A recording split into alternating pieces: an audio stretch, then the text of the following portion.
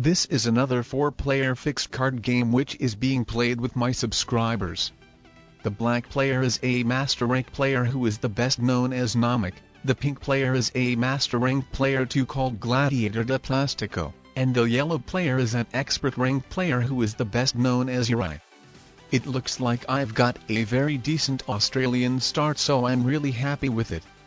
Not only I get a continent in my first turn, but I will also be one of the players who are the most influential to the game, so as well as with the yellow player who just got one border South America.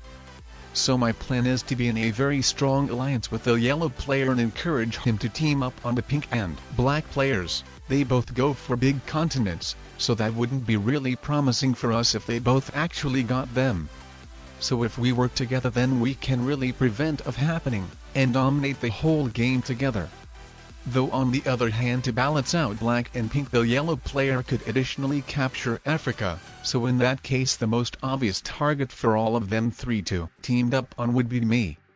I mean, I really see the game going into one of the two directions: either I team up with yellow, or they all three trap me in Australia and team up on me, so I've really gotta push the yellow player to team up with me, as otherwise I think that's very likely I will be toast.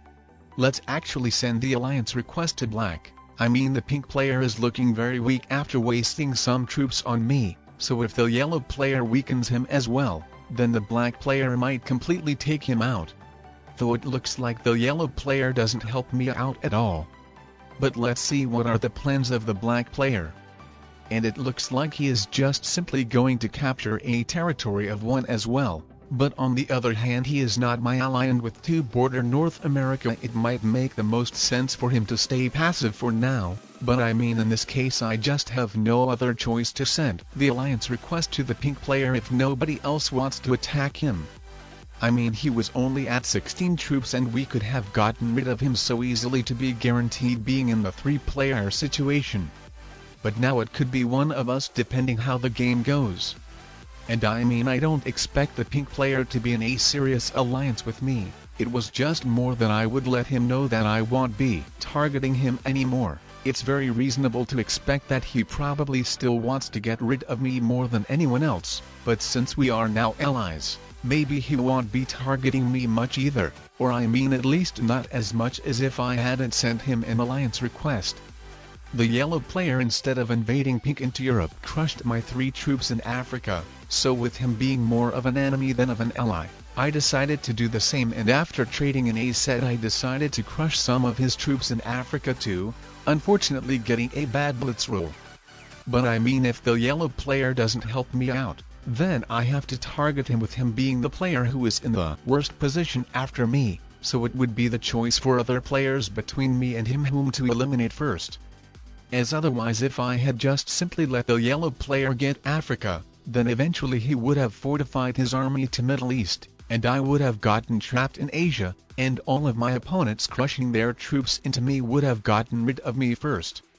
And I mean, I would have helped the yellow player get Africa by moving my troops out from it, but he showed zero initiative to help me out attacking others, especially after I showed the initiative by making some attacks first. Though on the other hand, some players just simply don't want to team up on someone, but with the yellow player sending me thumbs up after I sent him the attack request to attack pink and black, I felt being really thrown under the bus. But at the same time, I also know that every player makes the moves which they think are the best for themselves, so I don't blame anyone or something like that, just explaining how the things look from my perspective, sharing my own thoughts on that.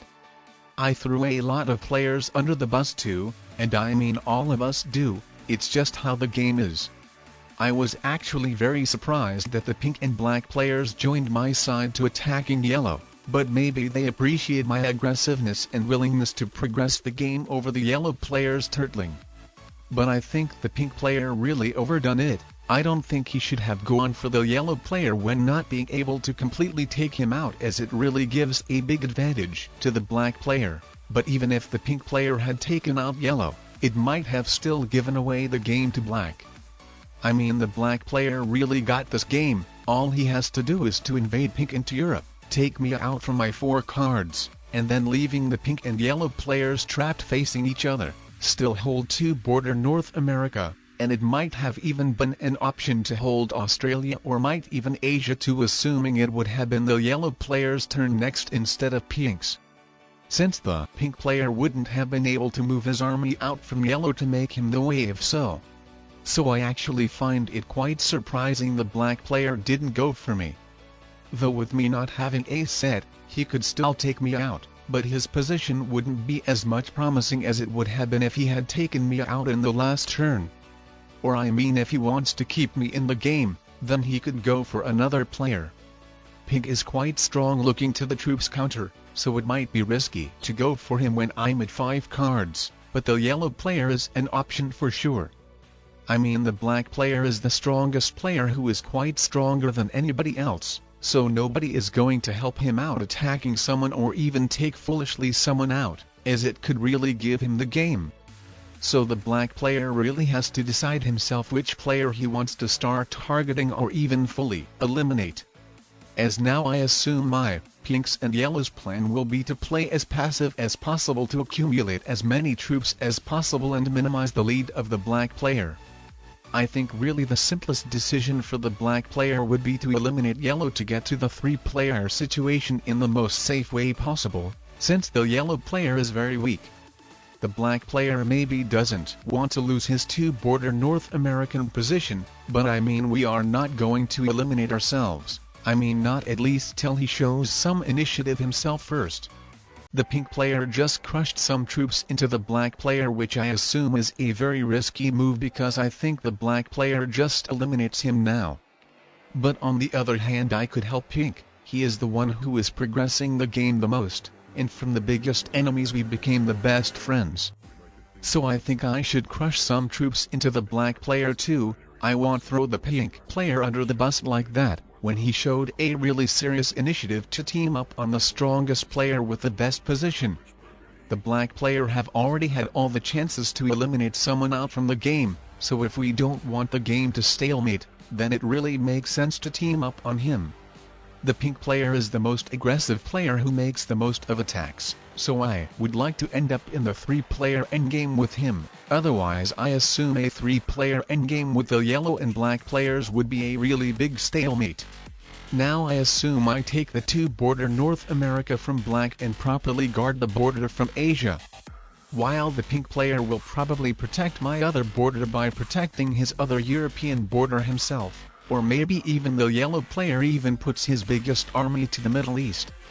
But unfortunately I even disconnected twice in the same turn, so my North America's capture wasn't really registered, but at least I broke through his border to not let him get bonus. A little bit unfortunate the yellow player didn't put his biggest army on Middle East to fully set the Asian trap for the Australian player, but maybe he just simply doesn't know this strategy. When all other 3 players having the continents with 5 troop bonuses trap the Australian player into Asia and each turn crush some troops into him, so maybe that's why he didn't intend to use this strategy either back then when I was the Australian player myself and we got into a conflict. Talking about yellow, it looks like he is becoming the new turtle player, at least I haven't seen any bigger or even smaller attacks coming from him. So that's really good that there is the pink player in the game to progress the game, as the yellow and black player styles are very passive. Anyway, that's actually really surprising that the yellow player was able to make a comeback from the dead to the most strongest player. So looking to the troops counter, we should really not over-weaken ourselves on black, as otherwise the game might be given away to yellow, so we don't have to do the dirty work for him. The yellow player should waste some troops on black or some other player of his choice himself, as otherwise it would just make the most sense to team up on him, but after making all of those attacks, it might be very hard for black, pink, and me to get along again. That's a very risky move for the black player to break through pink, but on the other hand, who knows, maybe it's the best black player's choice, as probably with doing nothing he would have been eliminated first, though the yellow player wasn't attacking him at all, so I don't know. I'm just wondering if the game was given away to yellow or not. I mean, at the very least I think he has a choice to eliminate any player he wants. The pink player put his army to blocked place again, similarly like he did the last time with yellow in South America. So I think if the yellow player got a very good blitz roll on my army, then he might be in a very good position, taking more than half of the world with only 2 borders to guard, the Middle East and Afghanistan. But the yellow player probably makes the most promising move to me, and the pink player wiping out the black player outside of Australia, at the end ending up putting his army to the place which is completely blocked from accessing me and the pink player. So now there's not much to worry about him. The pink player even finishes taking the black player out, and looking to the troops counter. Everything is sustained now. Actually, I don't know if I want to stick with North America, as my army could potentially get very easily blocked. So I don't think it's something bad that I will unleash him the way, as if he leaves his biggest army in North America after invading me into it, then I might just take South America from him.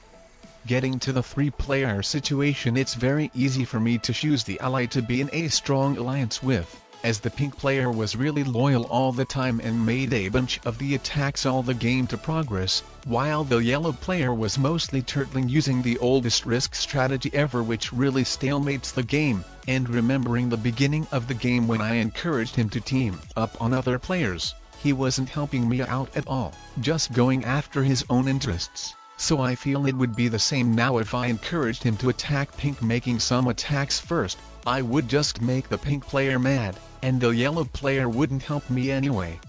So the way for this game to end, to conclude and finish, is by me teaming up with the pink player on yellow. It's usually just the best to team up on the most passive player, at least if you want an interesting game with a lot of action and attacks. Though I know that some people prefer the games where everyone turtles for ages, so I guess it comes down to the priorities. Not a problem for me to let the pink player get more troops than me, as one thing he is weaker, and the other thing is that he is going to use his troops on the yellow player anyway. So I decided to even show him a nice gesture of putting some troops on Ukraine to help him protecting that border against yellow. I mean, it doesn't protect much at all, but I thought it would be a very nice gesture to strengthen the diplomacy with the pink player. Every turn we are going to make the yellow player weaker and weaker until I guess one of us gets the opportunity to take him out, or maybe either I or pink outsmart each other in some way even before taking out the yellow player. Or maybe one of us will eventually switch to being on the yellow player's side, but I mean with the yellow player really being a turtle player before, he should really show the initiative to one of us. As I and pink player know that if we start attacking each other, then it's very likely that the yellow player would just be turtling all that time. So it probably wouldn't make much sense for me and pink to suddenly break our alliance if it isn't needed for the balance of the game, as probably at the end we would still have to come back to teaming up on the yellow player.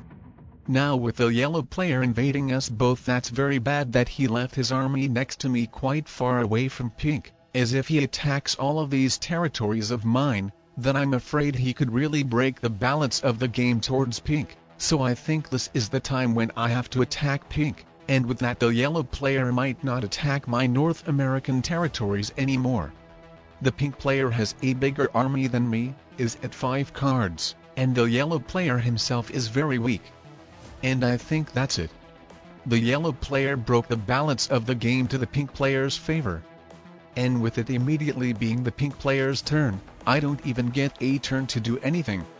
At least the pink player didn't get the attacker's advantage on the first 7 troops army, and it looks like he stopped, so he might not take the yellow player anymore, especially with me now saying oops to make him think that it might be a mistake to take him out.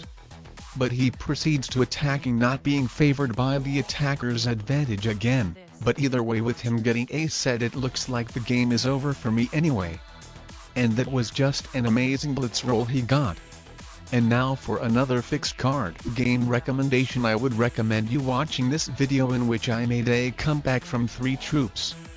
That's a good one, so make sure to check it out.